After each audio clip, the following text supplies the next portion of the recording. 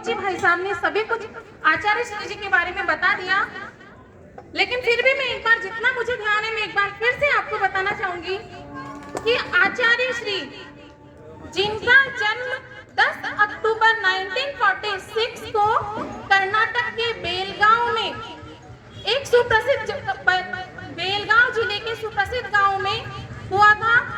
उनकी माता का नाम श्रीमती तथा पिता का नाम मलप्पा था। आचार्य श्री जिन्होंने अपना पूरा जीवन तप त्याग तपस्या में लगा दिया, एक ऐसे संत, शायद मेरे पास शब्द ही नहीं है कहने को कि मैं क्या कहूं। उन्होंने 1967 के बाद में अपने घर का त्याग किया।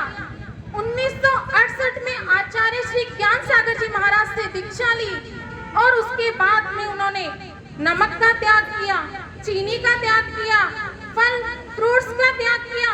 उन्होंने धीरे धीरे करके तेल का त्याग किया, हरी सब्जियों का त्याग किया। आज अगर हमें कहा जाए कि हम क्या ये सब कर सकते हैं तो शायद बहुत मुश्किल होगा। अगर मैं तो यूं कहूंगी कि अगर उनमें से किसी 10% चीजों का भी हमने त्याग किया तो वह भी हमारे लिए बहुत है। एकदम सरल भाषा में आपको कहूंगी, अगर मेरे शब्दों में कुछ गलती हो जाए तो मुझे क्षमा करना। मेरे माइंड में एक बात आई है जो मैं आप लोगों के साथ में शेयर करना चाहती हूँ। एक बार एक व्यक्ति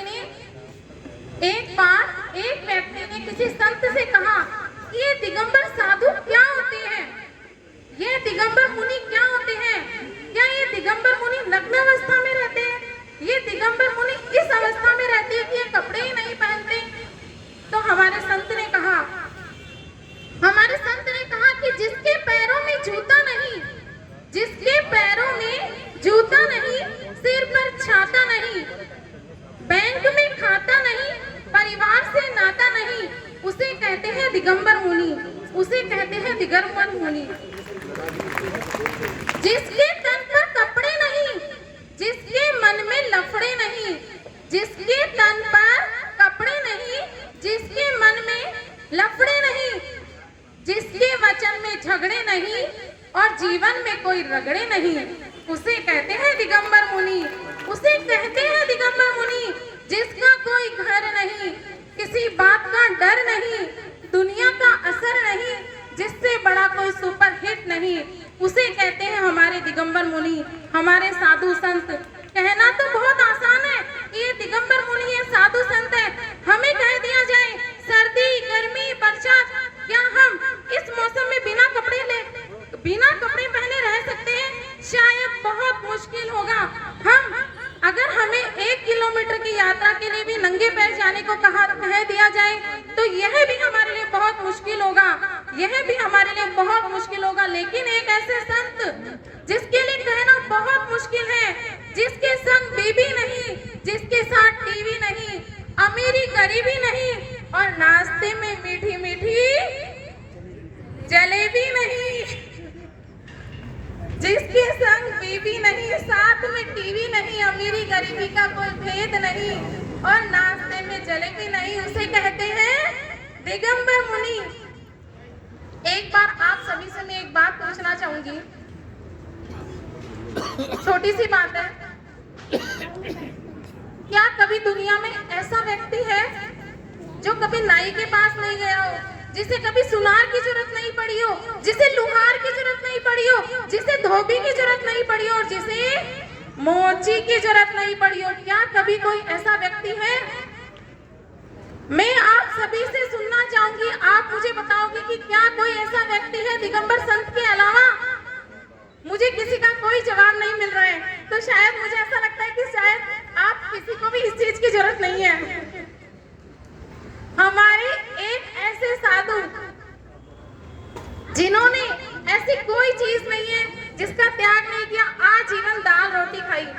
ऐसे कहा जाता है कि जब आचार्य श्री विद्यासागर जी महाराज का अंत समय था, लास्ट उन्होंने 3 दिन का उपवास रखा था, तो बाहर से मुंबई से एक वैद्य को बुलाया गया था और उन वैद्य ने उन्हें कहा कि आपको अपनी बीमारी को कम करने के लिए गाय के दूध का सेवन करना होगा, तभी आपकी आपकी जो बीमारी है पीलिया, यह सही हो पाएगी। लेकिन आचार्य श्री ने कहा कि नहीं, मेरा तो गाय के दूध का त्याग है। उसके बाद में उन्हें कहा कि चलो कोई बात नहीं, आप गन्ने का रस लीजिए, उससे थोड़ा फर्क पड़ेगा। लेकिन आचार्य श्री ने वह भी नहीं लिया, यानी उन्होंने गन्ने का रस भी नहीं लिया। एक मेरे पास रियली में मैं आपका ज्यादा समय नहीं लूंगी, सिर्फ मैं इतना ही बताना चाहूंगी कि नमन है ऐसे संत को, नमन है ऐसे संत को जिन्होंने कठोर तप त्याग तपस्या की। नमन है ऐसे संत को जिन्होंने कठोर तप त्याग तपस्या की। शब्द नहीं है मेरे पास, शब्द नहीं है मेरे पास। अब क्या कहूँ ऐसे संत के बारे में। मैं तो इतना ही कहना चाहूंगी कि यदि हमने इनके जीवन के 10% त्याग भी अपना लिए तो शायद हमारा जीवन सुधर जाएगा, शायद हमारा जीवन सुधर जाएगा। हमारे जीवन की मोह माया त्याग, सबसे पहले तो मैं यूं कहना चाहूंगी कि हमारे जीवन का सबसे बड़ी चीज है मोह, जो हमसे कभी नहीं छूटता है। चाहे वह मोह खाने का हो, चाहे वह मोह हमारा किसी रिश्तेदार से हो। हम अपने घर को, परिवार को नहीं छोड़ सकते, हम अपने रिश्तेदारों को नहीं छोड़ सकते, हम अपने बेटे को, बच्चों को नहीं छोड़ सकते। जैन मुनि, जैन साधु ही आपको ऐसा मिलेगा जो इतनी तप त्याग और तपस्या करता है। मैं बार बार में ऐसे संत आचार्य श्री विद्यासागर जी महाराज के चरणों में शत शत नमन करती हूँ, बारंबार नमन करती हूँ। इन्हीं के साथ में अपने शब्दों को विराम देती हूँ।